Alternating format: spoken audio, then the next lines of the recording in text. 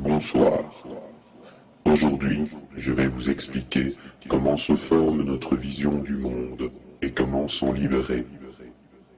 Pour comprendre le nouvel ordre mondial, il faut passer par 3 étapes. 1. Décoloniser son imaginaire. Toute perception de la réalité dépend des représentations mentales de l'individu, c'est-à-dire une série de croyances provenant de notre entourage informatif.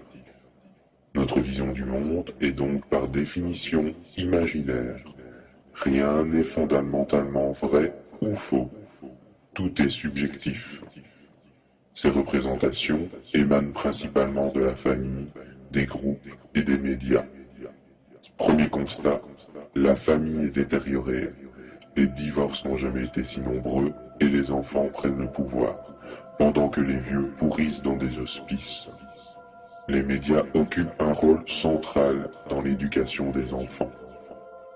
Donc, pour une forte majorité des êtres humains, leur vision de la réalité est le fruit des médias populaires.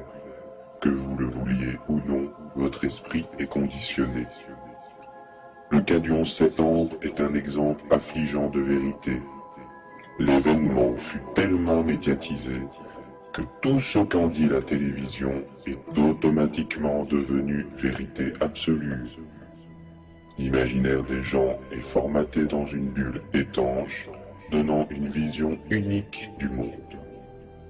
Ainsi, les médias peuvent transformer une idée bonne en une idée marginale. Par exemple, si vous estimez que l'hypersexualisation des mœurs est négative pour la société, vous allez être rejeté par une majorité qui estime qu'il faut vivre avec son temps. Les filles sérieuses, qui n'offrent pas leur corps rapidement et à plusieurs hommes, sont marginalisées. Mais si le présent n'est que la construction médiatique du passé, vivre avec son temps n'est en fait que le résultat d'une manipulation médiatique et ne veut strictement rien dire. Cette production est tout sauf le choix naturel de l'humain. L'explosion de la pornographie n'est pas l'expression d'un besoin, mais bien le résultat de la médiatisation sexuelle devenue le premier business mondial. Nous assistons à une vraie acceptation passive de la population devant toute forme de déviance. En quoi est-ce négatif?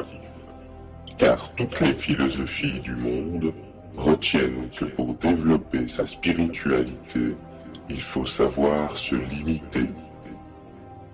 Le sexe facile n'est que le reflet d'une société qui a perdu le sens des mesures.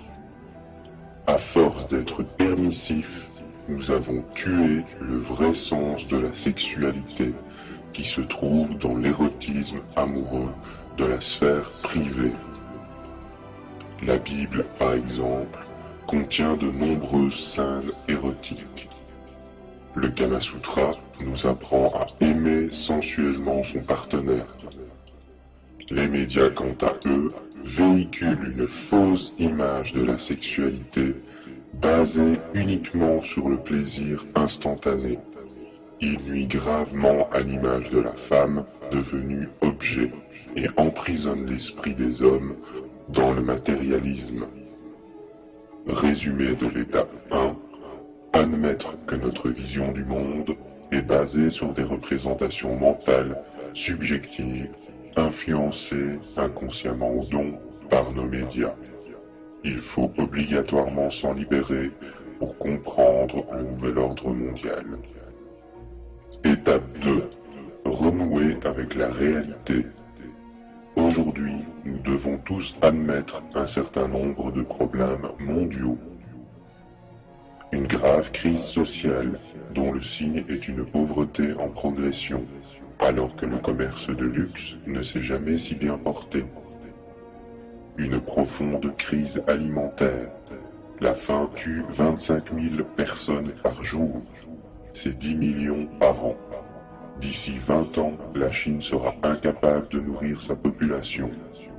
Sans pétrole, plusieurs centaines de millions de morts sont à prévoir. Une crise environnementale, avec une extinction massive des espèces et une presque totale disparition des poissons d'ici 50 ans. Les abeilles meurent. Sans abeilles, pas de plantes. Sans plantes, pas de prédateurs et pas d'hommes. Mais aussi la désertification qui va de pair avec le manque d'eau et de nourriture. Des anomalies climatiques. Hormis le réchauffement, il y a de graves perturbations du climat qui font des milliers de sans-abri chaque année. Une crise énergétique. Le monde se prépare à se passer de pétrole. Comment fera le tiers-monde? Une crise économique. Instrumentalisée certes, mais néanmoins réelle, qui crée la misère. Une crise sanitaire. Avec l'explosion des cancers, la normalisation des substances toxiques dans l'alimentation, et enfin les OGM. Une crise éthique, avec le clonage, la vente du génome humain, le contrôle du climat via HAARP, le contrôle psychique par la technologie, la traçabilité de l'homme par des puces sous-cutanées, sans parler de la guerre du pétrole. Une crise culturelle. Partout, les cultures traditionnelles disparaissent pour laisser place à des panneaux publicitaires. Enfin, une crise intellectuelle par la mondialisation de l'imbécilité. Le vide intellectuel est mis à l'honneur car il permet un meilleur contrôle sur les masses. Bien d'autres points sont à évoquer, mais je vous laisse le soin de faire vos recherches. Tout ceci représente des faits. Il n'est pas question de crier à l'apocalypse ou de voir la vie en noir, mais bien de constater, en tant qu'être intelligent, qu'il y a de graves problèmes de société. Que faisons-nous face à ces problèmes? Rien. Nous avons naturellement tendance à nous détourner de ces vérités par mécanisme de protection. On se dit que ce n'est pas grave, que tout va bien, qu'il est inutile de paniquer, de toute manière, d'autres sont payés pour se charger de ça. Or, c'est bien notre passivité, notre laisser-faire, qui a laissé place à cette situation désastreuse. Il est évident que tous ces problèmes ont des causes systémiques, intimement liées entre elles. Aucune solution ne peut être apportée sans prendre en compte tous les problèmes cités ici. Par exemple, on ne peut pas créer des agrocarburants à partir du blé alors que 25 000 personnes meurent de faim par jour. Si l'on veut résoudre un problème correctement, il faut y faire face, l'affronter et oser se remettre en question. Aujourd'hui, nous demandons à des politiciens de régler ces problèmes à notre place, alors qu'ils n'en ont pas l'intention. Ils sont fixés sur des objectifs économiques de court terme. De droite, de gauche, comme écolos, ils sont tous, sans exception, soumis à la croissance et au système financier. Résumé de l'étape 2, admettre les faits, voir la réalité en face.